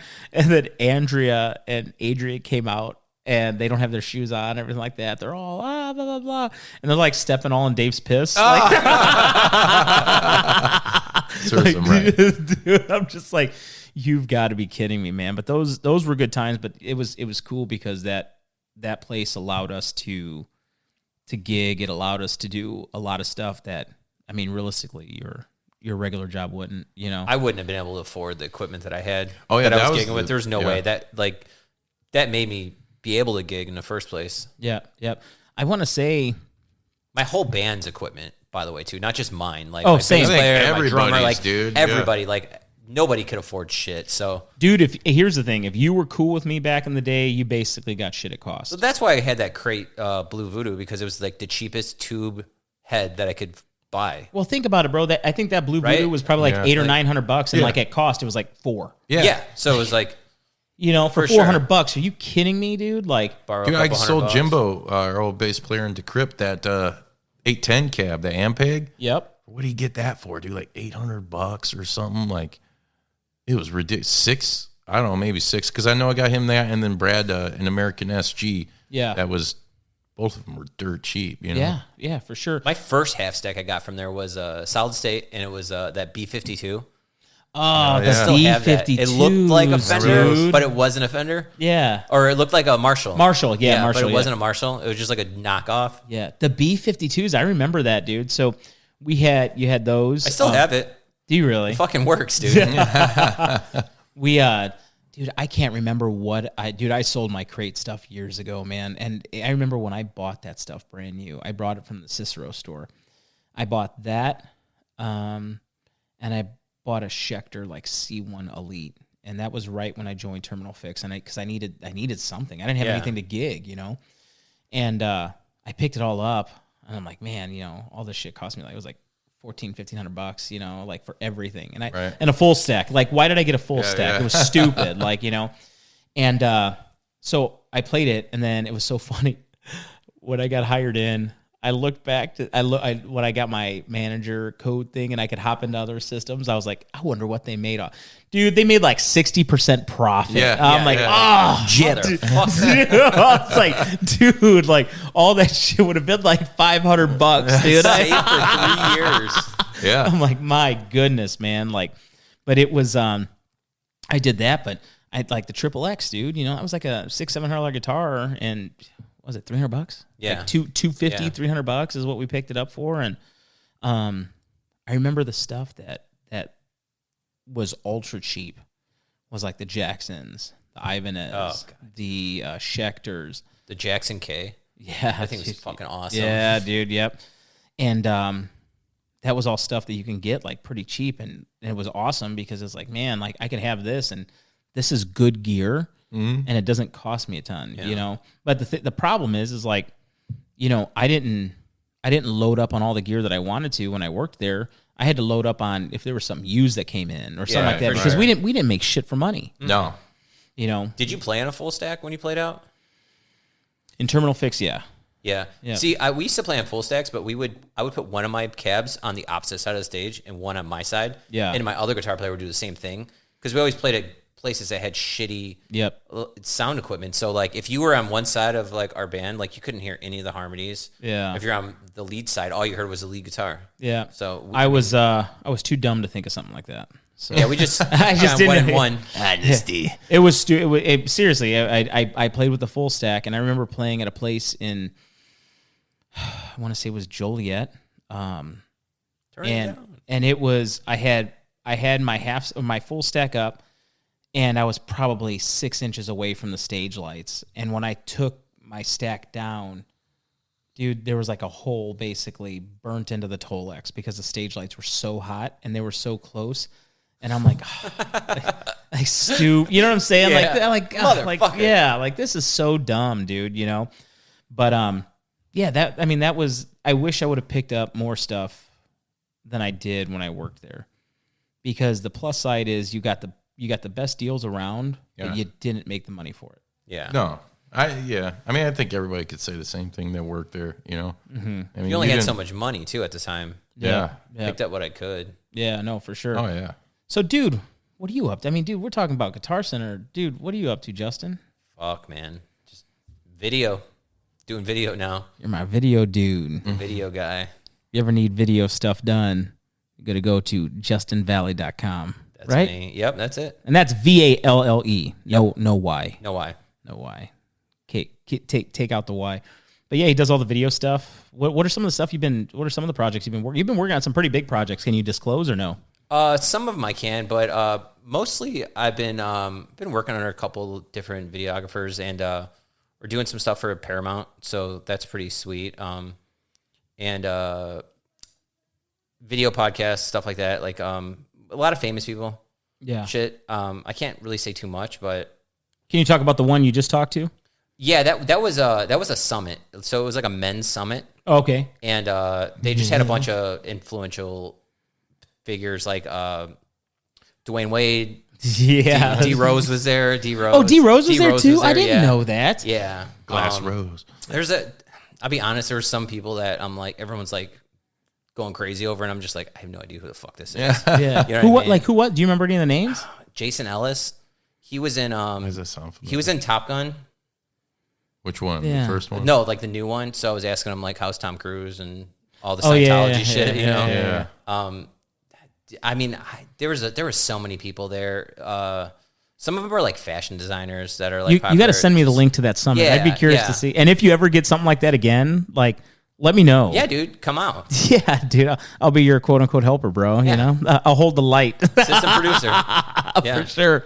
But Be that's the AP of it. That's pretty cool. So you got a chance to hang out with D Wade? Oh yeah. No, it was awesome, dude. He was a cool, dude. Yeah. I mean, we and him were sitting in a room for probably 10, 15 minutes just shooting the shit together. Yeah. You said down to earth, right? Like, yeah, super down to earth. He was a super nice guy, down to earth. It's funny because I was talking to him about LeBron most of the time when I was talking to him. Yeah. Like, because I'm more familiar with that, right? And I'm not a huge basketball guy, but I like basketball. So I'm just like, yeah, you play basketball. Oh, cool. Yeah. You know what I mean? Like, you listen to metal? Yeah, exactly. What about As I Lay Dying, you know? So now, did you ever get, like, when you guys were chatting, like, did you guys talk about, like, the GOAT discussion and stuff like that? No, I didn't try to get too, like, deep with them about, like, shit. You know, it was just really, really surface level stuff. Like, what's up, dude? You know? I mean, everybody there was, like, just harassing him all day long. Autograph this. Yeah, autograph, this, take a picture, take a photo. Yeah. He actually asked me because I was standing there. I was taking a picture of, like, the monitor on my camera, filming him, like just getting it set up, you know? And he was like, do you want to take a picture? Because, like, he thought I was just taking a picture of it, but I was like, yeah, sure, let's take a picture. Yeah. Yeah, so there were some dudes in the room, these twins. They're on a show called, it's like a Chicago-based show. The Shy, it's called. I've heard of it. I've heard of it, but I never watched it. But they were in there. Yeah. They were actually like running the podcast because of the writer's strike. Yeah. So like they weren't working, so they were like doing podcast stuff. So they just brought all their gear out. So that strike, that Hollywood strike, is not just that. I mean, that's like it's everyone, everybody. Yeah. So like there were people there that were in like shows like that, like The Chi, right? And then before they would start the interviews, I don't know if I should be saying this or not, but they would say like, "Hey, I don't want to talk about the new season because I want to support the writer's strike." So they're actually filming, but they don't want to like talk about it because during the strike, technically you can't. You can't promote. Right? Yeah, you can't promote. I don't even think they're supposed to be filming, right? But there's kind of just backlogging it. I mean, obviously it's not going to come out until after the strikes and stuff, but. Well, that's the thing is like, you might have those A and B level celebrities that are like, I don't have to work another day in my life, but like the people that are behind the scenes. Yeah. Dude, if they're making, like the film crew and shit, right? Like, I mean, some of those dudes make good money, but they don't make like millionaire money. Yeah. No. If you're making $150K a year, right? And you base your life on that or 200, whatever those guys are making. That's really good money. But you got to think, though, too, some of these people, that 150, 200K a year is out here in Indiana and even, say, Illinois, that 150, 200K a year is not the same as 150, 200K a year in California. No, California, you're fucking... Oh, yeah, you're broke. You're broke. Yeah. You're broke. Yeah. And they're supporting their entire family, like family, kids, and like that's just what they do for a living, and they're supporting their whole family. And they're living a good life, regular life, but once that money stops coming in... Yeah. Oh, once the money stops coming in, and then what about take long. Insurance, benefits? What if all that stuff? I mean, I don't know, but what if all I'm that not stops? sure the details of the strike, but like how Ford's on strike right now, it's a little bit easier because, well, not easier, but it's easier to keep track of what people are doing. Yep. Right? Because you work at a plant. Like if you're a videographer and you're literally working all over the world, like how do you know like who's filming, who's not? It's kind of almost just like an agreement that like you're not gonna release anything until this gets settled. So you could probably, there's probably a bunch of them that have a bunch of videos like stacked up, ready to go, a bunch of content stacked up, ready to go that just hasn't been. For sure. Like TV shows and stuff like that. Like once this whole strike's over, I guarantee you're just going to see immediately like just a bunch of content come out, new movies, all kinds of shit, Well, the cool thing too is that like this strike, it really doesn't impact you because, dude, every week you're busier and busier. That might be the reason. Yeah. That might have something to do with it, like with some like the Paramount stuff. Yeah. Not saying I'm like a scab worker or anything, but no, I'm not just at all. like a lower end, videographer, so they can just call in a videographer like, hey, we want to film this like men's summit. Yeah, it's crazy too because he says a lower end videographer, but when you look at his stuff, you're like, what? I mean, I don't mean lower end as in quality. I mean lower end as in like low on the food chain. On the food chain, right? Like I'm not working with like big time producers or big studios. I'm just rolling. Yeah, I'm just I'm solo. I'm just doing my own thing. So you've been doing some projects even here locally as well. Yeah. So I mean, obviously with me, so you're doing some video projects with me, but like, dude, I'm low man on the totem pole when it comes to some of the stuff you're doing. You've got the city project, and there's a project for Hammond for the Hammond Water District. I mean, like. There's a karate studio that I'm doing that's coming up that I'm pretty stoked on. That's gonna be looking forward to it. It's gonna be fun because like commercial work is always like really fun for me. So like, I just have this idea of like setting up all these cool scenes, like doing some like slow-mo shots and just pretty much like a sizzle reel for a karate, like a dojo. Well, that's a cool thing too. Is like, dude, even when you and I chat, like that's where I'm like, dude, whatever you think, because.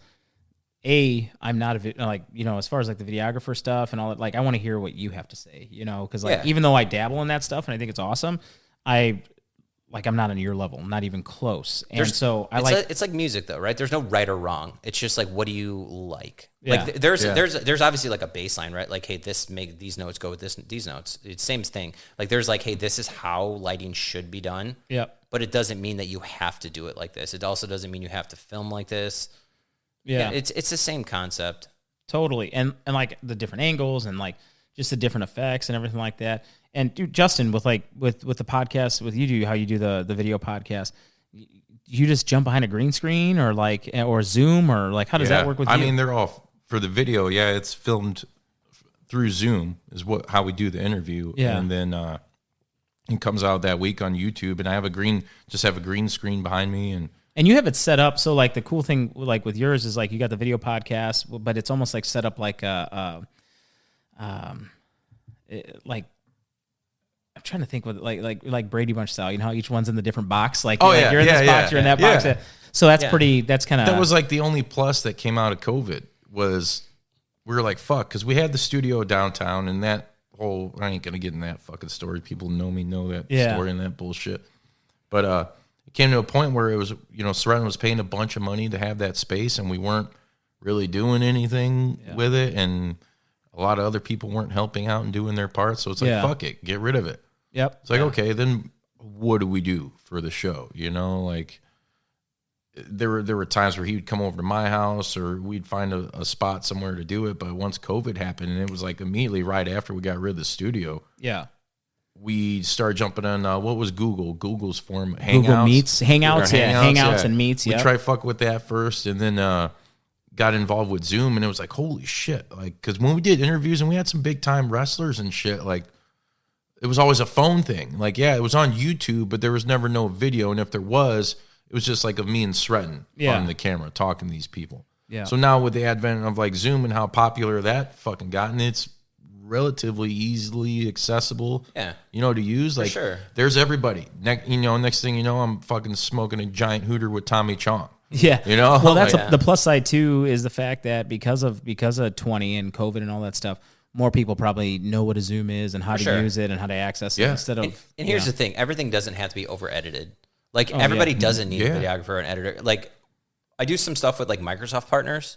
These are big time clients, and it's Zoom meetings, and I'm literally just taking them and I'm chopping up some Zoom meetings. Yeah, and that's most pretty of much the big shit you see, unless it's like you watch like Joe Rogan shit, right? And he's got a studio and there's a videographer, somebody filming it, like.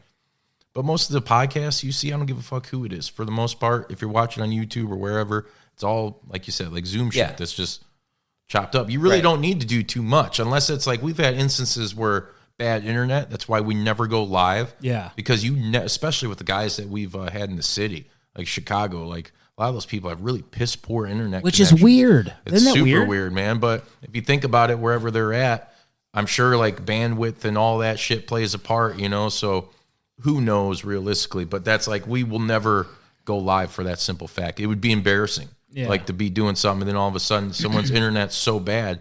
And we've had it with guys like guests on there and they're like talking, they're like, and you're sitting there waiting it out and it's like, fuck, man, this is fucking. It off. Yeah, and it kills the vibe and the flow, like so never go live unless I know for a fact we got some gold ass fucking connection, For sure. I feel like high speed internet should be every accessible thing for everybody. Yeah. It should be, and it shouldn't be like... You should go to prison if you don't have high speed. Yeah. For sure. Well, you need to be able to access stuff, and, it doesn't... dude, you don't need that much bandwidth to access a good Zoom meeting. No. Yeah, ours are fair. Dude, I think our, operation is pretty fairly bohemian, but if you guys watch or, listen to the finished product, we sound better than I've heard a lot of and seen a lot of podcasts or like big budget or big names where it's celebrities, athletes, or just celebrities in general that it sounds like shit. Yeah. I've sat and listened to like Ric Flair's podcast and how the fuck is your audio that bad? Yeah. Is it bad? Is it really that bad? Yeah. There's a lot of time. I don't even know if he's still doing it, but he was doing it with Conrad Thompson, and who does podcasts with everybody. Mm-hmm. Probably just using the microphones straight off the laptop. Yeah, could be. But even, there's even, and I'm sure there's ways to fucking bring the levels up and at least make it sound good, A lot of the times I wonder, it escapes my mind, how do they let this get put out? Yeah. When what we're doing is very primitive and cost effective for what we can do, we're not, unfortunately not at the moment making any money off of it, so we're just trying to have fun and keep it going, keep the grind going. It's a passion project. It's just it's fun doing stuff, So, in 20, well, dude, look at it. This is episode 10. I picked up this podcast stuff back in 20, and I'm on episode 10. You know what I'm saying? So the thing is, it's the consistency's hard. So we want to do it probably at least once every 2 weeks, but I really want to get one a week knocked out because that's where you're at now. Because what episode are you on now? Oh, dude, it's hundreds. It's weird. You're at 100 and something now. Oh, way more. So the wrestling side, and there's probably on the wrestling side, it's really we're at we just wrapped 248, which will be a 2-parter. So we do an hour, and if it goes, sometimes you start talking, flowing with people. It's like it goes over. We'll split them up. Yeah. But right now 248 on the wrestling, and there's some in that timeline, that universe, sort of Juice Pro Wrestling that we're bonus episodes. Yeah. So it's not like technically, interview with Brian Cage or something. That was its own bonus thing. That's not in the episode, in the 248, thing, but it should be considered. Yeah. Right now I'd say like on YouTube, I mean, there's easily over 300 hours of content, but that's because we didn't take a break for like 4 years. It was the first, I think last year was the first time like Sretton went to Europe or something, and it was like, you know what? We've been going hard every week nonstop for 4 fucking years. Yep. I'm just going to put something out saying, hey, go back, check these old episodes out for a while. We'll be back because month off, 2 months, whatever it may be. And yeah. You need that refresher, because there's times where it's like, dude, it's hard every Monday, even though the content and the subject matter is always there. In wrestling, it's easy, dude. It's ever evolving and changing thing. There's always shit happening. But we try not to be, those guys that everybody else can tell you like the latest news and like bullshit drama and shit. We try to be a little bit different than that, more like Howard Stern-esque, like, I guess, like all the old school DJs around here on the radio from when we were kids back in the day. Yeah. Like a mix with a little, I guess, Joe Rogan. And not to say that like I look to those people, but if I had to like use examples from other things of how our show is, it's like that. It's like just a hangout. Like you're at a bar talking shit with your friends, smoking a cigarette, having a beer, whatever, and I think those are the best podcasts though. Yeah. And it's like not asking sometimes the same questions will come up, the cookie cutter questions, but they're unintentional. It's mainly the way I do. It's kind of reverse psychology. So they end up telling that shit, but it's just through the flow of the conversation. I'm not directly asking them, well, where did you get your start? Where did you train? Yeah. I want to know, like, hey, I know you're a fucking wrestler, but what kind of music are you into? What do you do outside of wrestling? And most of the time, dude, I can gel with anybody, and we can go from there and talk. But, yeah, dude, as far as content goes, it's easily over 300 hours. Are you guys backlogging episodes at all? Like record them ahead of time? Yeah, we try to, and that's still hard. I mean, dude, there was a point in time where back when you guys were knocking out 1 to 2 a week. Yeah. Just to kind of have. Yeah. We still do. And there's sometimes where it's, this is my buddy Bodie, who's down in Florida. I mean, he's been with us for the last several years now. If like say our producers go into Europe or doing something, we got to bank some episodes, right? So I'll schedule a couple guests. We usually record Monday nights, do an hour for each one or whatever, or we come up with an idea for like little mini episodes or something goofy, to try to, backlog some shit. But I mean, and at the end of the day, like I'm the one that does the promoting, the graphics, getting the guests lined up. But on the technical side of shit, like Sretton does all, the audio and visual, all that shit. Once it's up there, I mean, I can take it and trim shit, pull it from YouTube on my phone and do whatever, for promotional purposes. But I mean, I do 99% of it, and he does like what I consider the 1%, which is the biggest, most important half. Yeah, is the sound and the quality. And that's a job within itself, because how often is, even though we're cool, does this motherfucker want to sit and listen to my voice or his own voice for how many hours during the week? Sure. Because some of those episodes, like I said, depending on your where people are at internet-wise, they could be choppy. But he's so good. He's taken episodes I thought were complete garbage. And I'm like, fuck, man, we're going to have to re-record or re-ask this guy to come back. He's like, no, I got it. And I'm like, sure you do. And then he drops it. And it's like, holy fuck. What's he do his editing through? I think, what is that? Something with an O. OBS?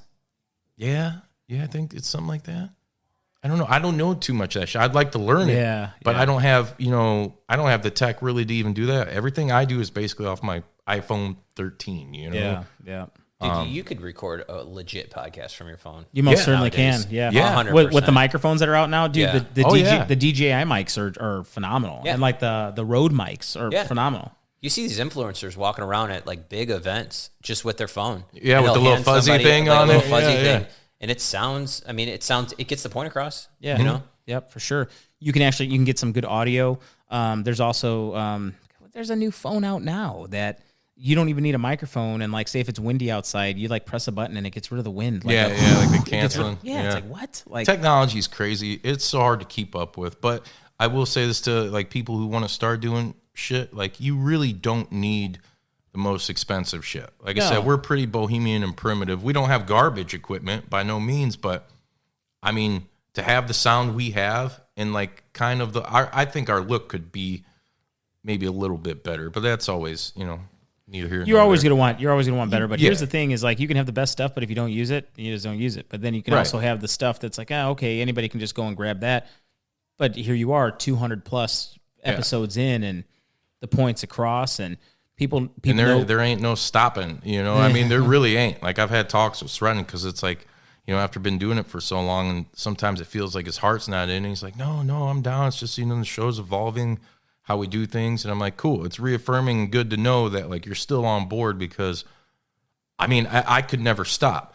That just means my workload got tougher if he wants to pull out and not do it, because now I have to, or I got to hire this guy for a video, something. Because it's tough. But it's pretty much Steadicam stuff. So, I mean, it's not even that bad when it comes to doing the video for it. You should do video, Ed. Yeah. This is a sweet like setup that you have down here. I need to figure it out. The only thing is so like, I think if I did video, it would make me more accountable to do more episodes more frequently. But at the same point in time, I feel like a good video podcast, you need to have a little bit more. So like for me, like this is a passion project. So I just do it because I like to chat with my friends. Yeah. I could chat with my wife. I like to chat with anybody who wants to. And I get what you're saying about that video, because once we got on there and started doing like the Zoom shit and stuff too, because I'm very like can be animated when I talk sometimes, or when people are talking, I'm like doing something, like a movement or whatever that pertains to whatever they're talking about, and I'm looking at myself almost like acting in a sense, to make it more enjoyable. Because I'm sitting there thinking, I was like, man, if I was sitting in here watching and all of a sudden I seen this guy just do some crazy like air guitar or whatever the fuck I do when I do it, I was like, I would laugh. And dude, the Chicken and Blessings episode, when you got up and you started shaking your ass. Yeah.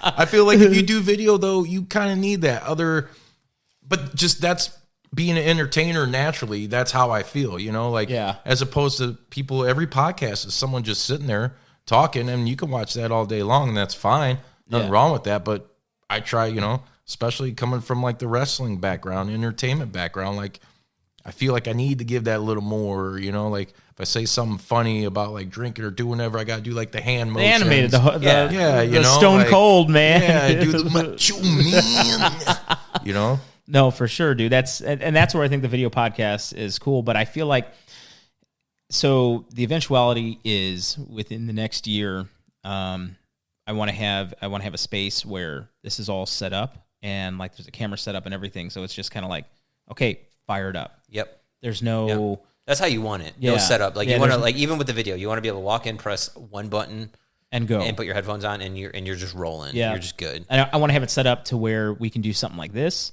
where we can do video, and I also want to have it something set up where it's like, okay, look, the Bears game's on.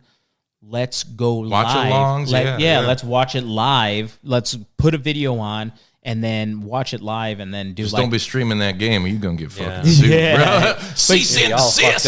Yeah, but you know what I'm saying? Like stream the podcast, the video stuff live, and like, put timestamps or something up so people can follow, like watch it with you. Yeah. But see how much more just in that little 1 minute conversation about that, how much more shit you have to do, which sounds like nothing.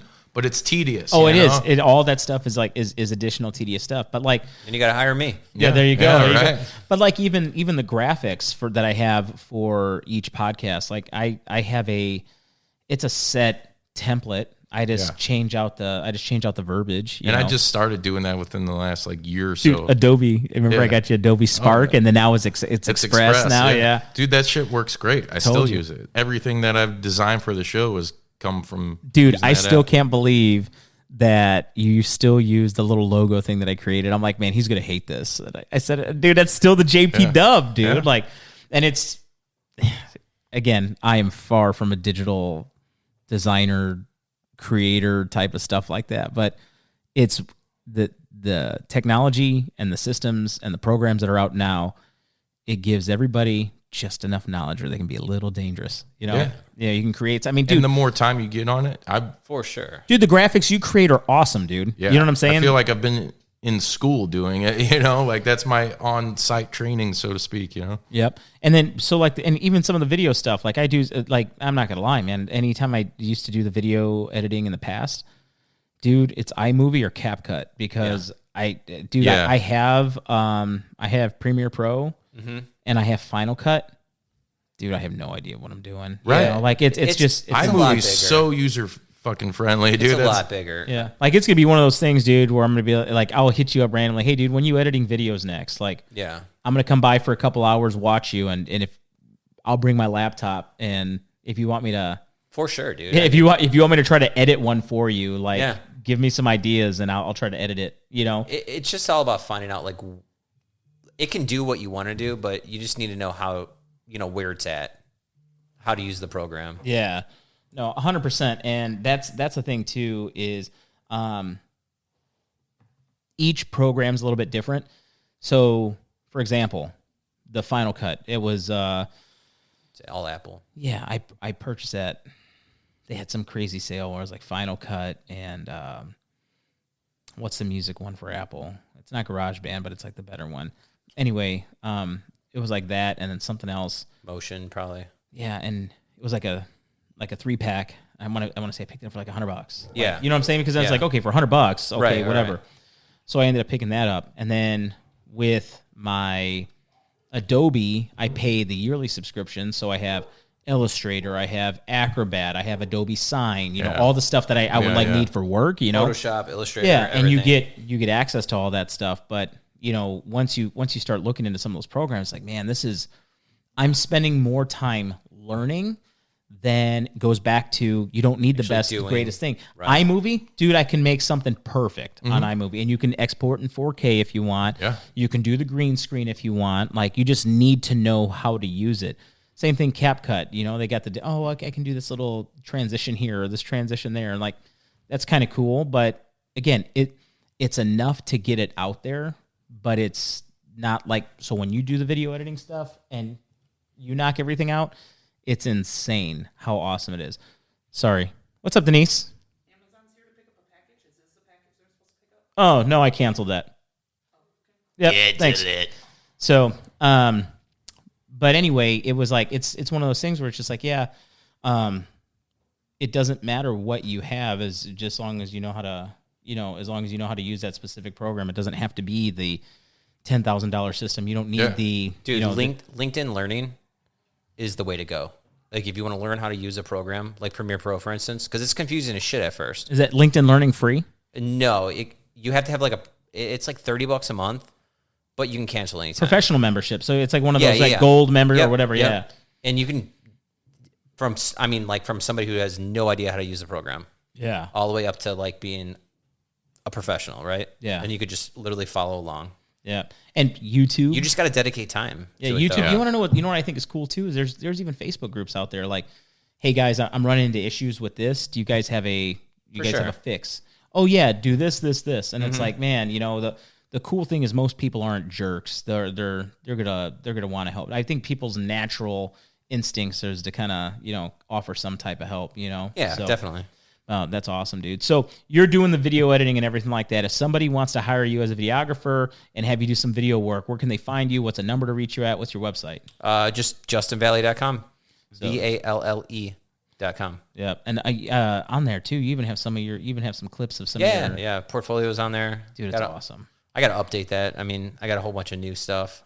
Yeah, but yeah. you say you got to update it, but the stuff that's on there's still cool. Yeah, it's cool, but it's just like, it's like you watch the same videos 100 times and you're just like, all right, this isn't that cool anymore. Yeah. You want to see, it's like playing music, dude. Yeah. Like, you're like, this song used to be cool.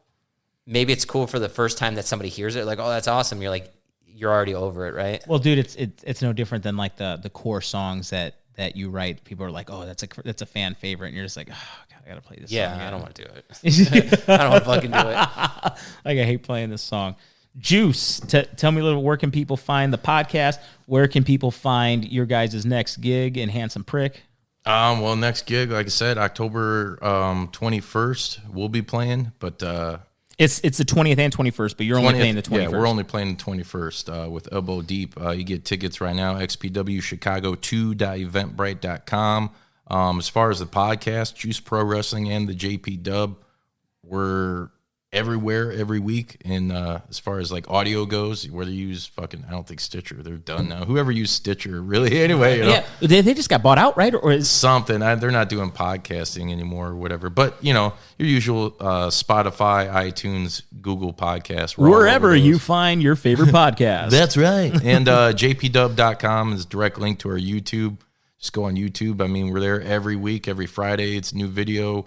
Every Thursdays when the audio drops. So yeah. So the Juice Pro Wrestling podcast obviously is a pro wrestling, but you got the JP Dub, which is more just music, life, and everything else, right? Yeah, pretty much. I mean, just like interesting people, and it's strictly like JP Dub is strictly interviews. Where like Juice, we do a lot of interviews, but it's us core three. You know, like sometimes just talk about what's the latest happenings or what's going on. Totally. And like we blend everything into the Juice Pro one. Yeah. But sometimes wrestling fans are like fickle, so I can't talk about. I had to create another avenue to talk about horror and video games and comedy and all that shit, other shit that I like, because sure. Wrestling fans are like, yeah, you have a great show, but once you start talking about the other shit, I kind of tuned out, and it's like, all right, fuck you guys. You got an hour of wrestling and 5 minutes of like anything else. Like this thing sucks, they get so pissed, But that's it, We're every week live, kicking ass, taking names. Hell yeah, well that's awesome, dude.